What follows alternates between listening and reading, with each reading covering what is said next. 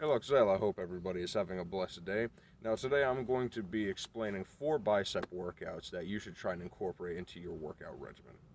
Now, the first exercise I want to talk about is the dumbbell curl, particularly the 1.5 dumbbell curl.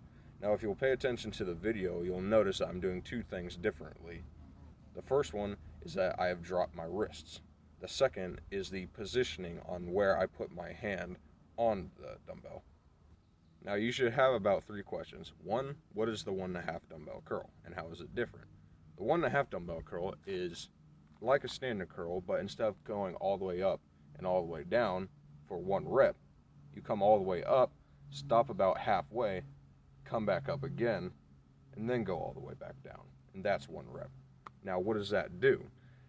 Stopping halfway down requires your biceps to exert more force to push against the gravity to make another full contraction, as opposed to just a full contraction and then riding gravity back down on the full extension.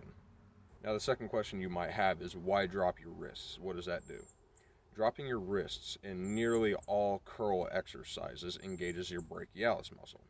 Now, you might ask, what is the brachialis? The brachialis, for those of you who don't know, is the muscle that sits just underneath your bicep here.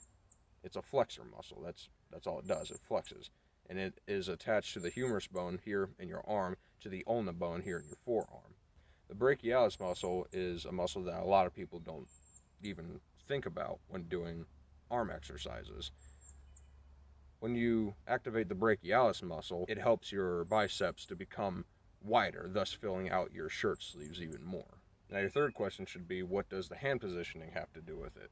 Well, in the barbell curl, if you make this simple adjustment by moving your hands closer together on each of your dumbbells, that requires your forearms to activate more, particularly your brachioradialis muscle. That in turn will give you a much better forearm workout as well.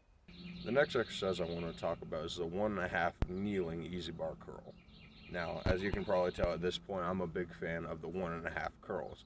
Now, what this particular exercise does is that when you take your legs out of the equation, when you start kneeling on the ground, it demands more force from your core for stability rather than your legs, activating a different muscle group, therefore making this exercise a lot harder than normal.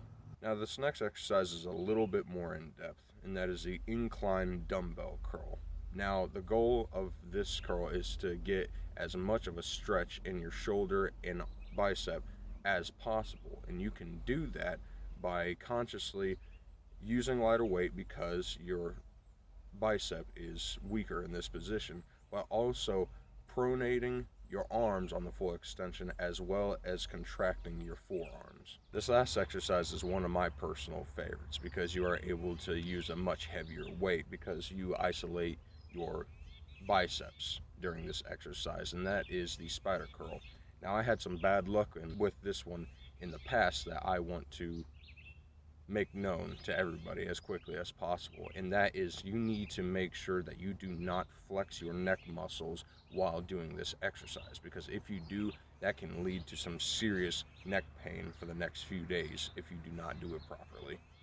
But like I said, the goal of this exercise is you are isolating your biceps so that you can get a full extension and full contraction when lifting the dumbbell or kettlebell up off the ground to your chest, to your chin, and then all the way down to the floor. Alright, so those are 4 of my personal favorite bicep curl exercises. If you like the video, please leave a like and subscribe. If you're feeling giving, I will post a link to my Patreon account down below, and I hope you enjoyed.